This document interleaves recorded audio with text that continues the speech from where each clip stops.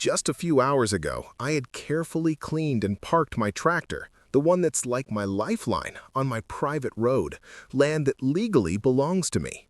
That tractor helps me with every task on my farm and is the backbone of my livelihood. Then, suddenly, someone informed me that a fake HOA had seized my tractor. I was shocked and heartbroken. That tractor wasn't just a machine, it was my life. Let me take you back a little to explain who I am and why this tractor means so much to me. Because of this tractor, everything changed. The lawyer faced consequences for her actions, and the farmers gained the protection and support they had never seen before. Everything that happened, the tractor, the legal battle, and the outcome for the villagers is discussed in this video. I'm waiting for one comment from you so I can see where in the world you are watching this video from. My name is Daniel Carter, and I'm a third-generation farmer. My grandfather started farming this land, my father continued it, and I inherited it when my father passed away. For over 25 years, I have poured my life, sweat, and blood into this farm. Every crop, every harvest, every fence and irrigation line I built with my own hands. This land is more than soil and crops. It is my identity. Farming is not a 9-to-5 job. It is a lifestyle, a commitment, and a responsibility that you cannot simply leave behind. My tractor is my partner. It plows the land before the planting season, lifts heavy bales of hay, hauls water to fields in the summer, and even helps fix fences when storms break them. Without it, my work slows, and my ability to feed my family and run my farm is compromised. That is why when I saw it being seized, I felt like my very life had been taken from me.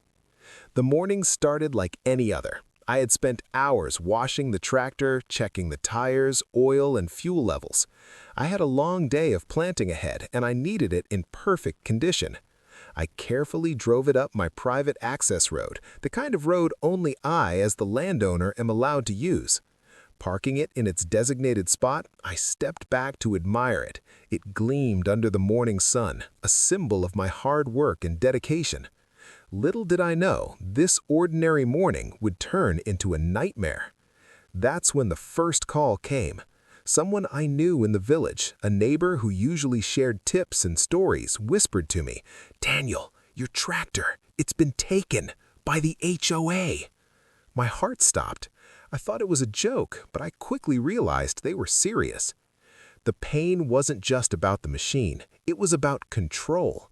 The tractor represented my independence, my ability to work, and my freedom to maintain my land.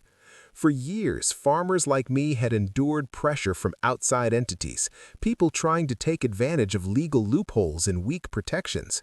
Yet, I had always believed that my land and my tools were safe, especially the tractor.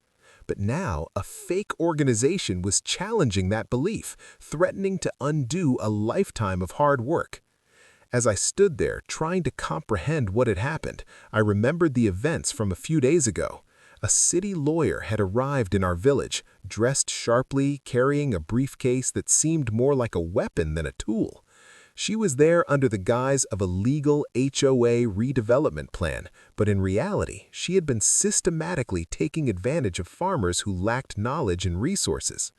I had seen it with my own eyes, weak farmers signing away their rights, scared by the weight of authority, signing away their homes and lands. Her presence had been unsettling from the start. She spoke in polite tones, but every word was carefully chosen to intimidate. My neighbors whispered that she wanted to seize lands for a luxury development project, something that would turn our farmland into private housing. I knew that if she succeeded, it would destroy not only the livelihoods of many families, but also the heritage of our village. And then it hit me. This wasn't just about property. This was personal. My tractor, which I treated like family, became the symbol of resistance. By taking it, she was sending a message. We can take what we want whenever we want, and you can do nothing about it. That thought filled me with anger, but also determination. I spent the rest of that day trying to reach out to everyone I could think of, local authorities, friends who understood federal regulations, and even distant relatives who might know lawyers. The stakes were high. I couldn't just let a fake HOA take my tractor and, by extension, my freedom. It was the first spark that set me on a journey I had never imagined, a battle between an ordinary farmer and a seemingly unstoppable organization. The events of that day were the start of something much bigger than just reclaiming a tractor.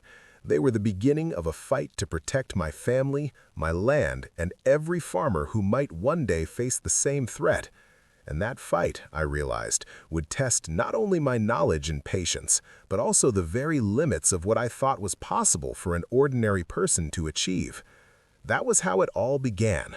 A single call, a single moment, and the ordinary morning of a farmer became the first chapter of a battle that would change everything. My tractor was not just metal and tires, it was hope, history, and life itself. And I wasn't about to let anyone take it without a fight. Her name was Melissa Grant, a high-profile real estate lawyer from the city. The moment she arrived in our quiet village, she brought with her a strange mix of charm and intimidation. Her polished shoes clicked against the dusty village roads, her expensive leather briefcase always in hand, as if announcing, "I belong here, whether you like it or not." Most villagers, including my neighbors, had never met anyone like her. She was not just a lawyer, she was a force of nature, a whirlwind of legal jargon, city efficiency, and calculated threats. Melissa's arrival had not been sudden in the grand scheme. She had done her research. She knew which families were vulnerable, which properties had unclear ownership, and which farmers were too busy with work to understand complicated legal documents. That gave her an advantage most of us didn't even realize. By the time she spoke to someone, fear had already begun to root. Her plan was simple in its ambition: seize control of several plots of land in our village and convert them into a private luxury housing development. What she called a redevelopment project was nothing more than a way to exploit small farmers like us. Melissa began by showing me documents, thousands of words typed in small font, legal clauses and obscure terms that seemed designed to confuse anyone who wasn't trained in law. She explained in a smooth tone that the HOA had the authority to regulate certain aspects of private land use. Then came the crucial part: subtle intimidation. She implied that non-compliance could result in fines, legal action, or even forced seizure of property. The villagers who had never read such documents were terrified. I, however, had grown up understanding land rights, and I recognized the overreach in her claims immediately. But Melissa was clever. She didn't rely solely on fear. She used a strategy of isolation. She would approach families one by one, making each feel that they were alone in this struggle, that no one else would stand up against her. Many neighbors fell into the trap. They signed documents without understanding the consequences, thinking it was safer than resisting. By the time her team had visited half the village, a sense of inevitability had begun to spread. People believed resistance was futile. Yet she underestimated me. Unlike some of the villagers, I had deep ties to federal agencies through the permits associated with my tractor. My land had never been part of a typical HOA jurisdiction, and the tractor itself was a registered heavy-duty agricultural machine with documentation that could not be ignored. Melissa probably assumed my compliance would be automatic, but she had no idea that her attempts to seize it would trigger alerts reaching authorities far beyond our village. Her behavior in the village was not just about land, it was about control. Melissa had a mindset common in high-profile city development projects. If you can dominate the land, you can dominate the people. She aimed to create a small enclave of luxury homes in the middle of farmland, but in reality, she was testing her ability to manipulate lives, instill fear, and gain obedience.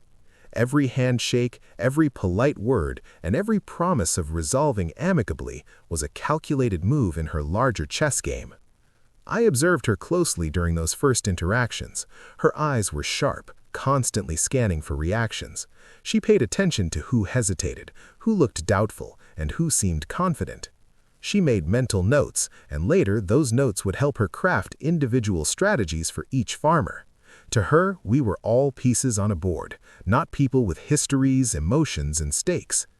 Despite her sophistication, Melissa had overlooked something crucial. The village is not just land and documents, it is a community built on relationships, trust, and shared experiences. Her attempts to isolate individuals could not erase the bonds that kept us connected. She might have intimidated people on paper, but she had underestimated the strength of collective knowledge, generational experience, and the rights that came from owning your land outright. By the end of her first week, Melissa had managed to frighten a few families, but she had also set off a chain reaction. Her overconfidence led to mistakes, paperwork filed incorrectly, permissions claimed that didn't exist, and threats that could be legally challenged. For me, every misstep was a foothold, an opportunity to protect my property and prepare for the confrontation that would eventually save my tractor. Looking back, Melissa's arrival marked a turning point.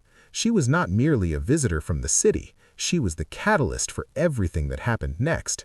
Without her aggressive strategy, the fight for my tractor and the subsequent federal intervention might never have occurred.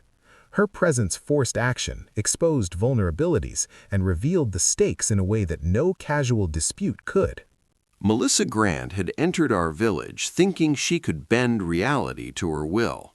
She expected fear and compliance, but she encountered resistance. The kind of resistance rooted in experience, legal knowledge, and a deep connection to the land.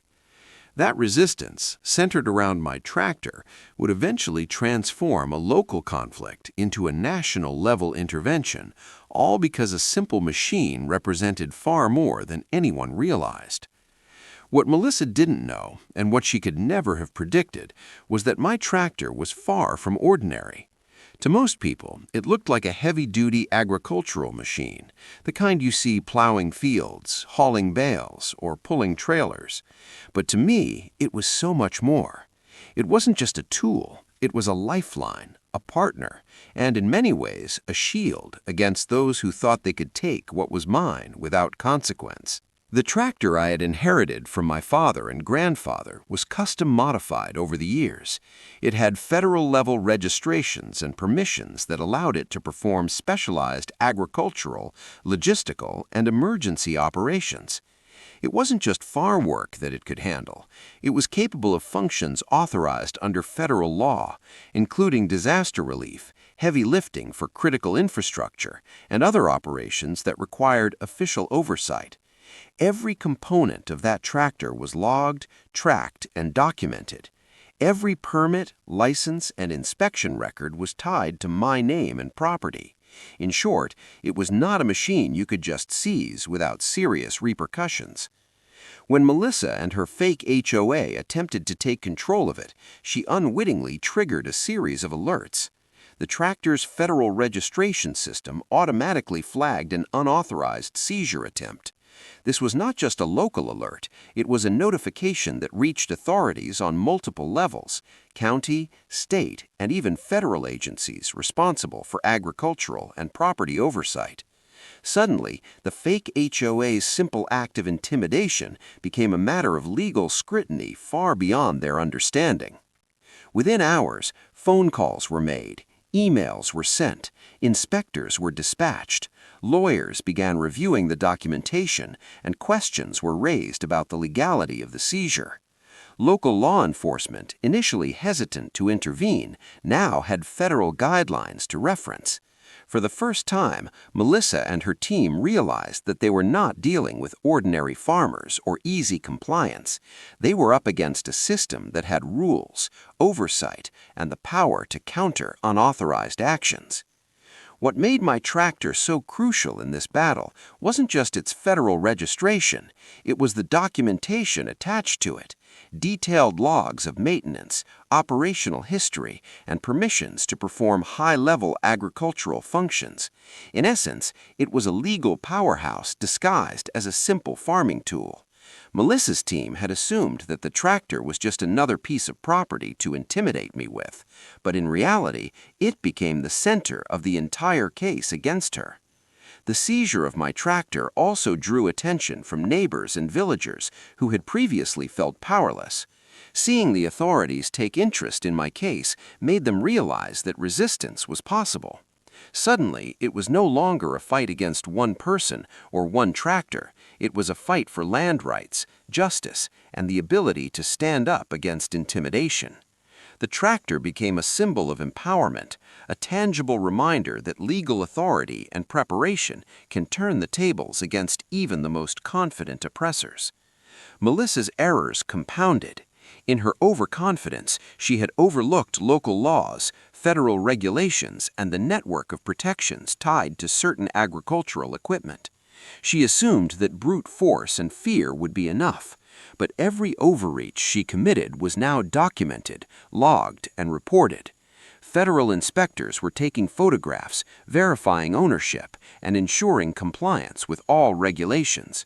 Even her paperwork began to unravel under scrutiny, exposing inconsistencies and false claims that she had hoped no one would notice. Meanwhile, I was able to communicate with officials, provide supporting documentation, and demonstrate that the tractor's seizure was both illegal and harmful to my livelihood. The more I cooperated and the more the authorities investigated, the clearer it became that the fake HOA had overstepped in multiple ways. The tractor, which had always been a tool of daily life, had now become my strongest evidence in a high-stakes legal and bureaucratic battle. It's important to note that the tractor also drew attention from higher authorities who could intervene in cases of property abuse and fraud. Because it had federal registration, the moment it was moved or seized without proper authorization, an automated system flagged the incident.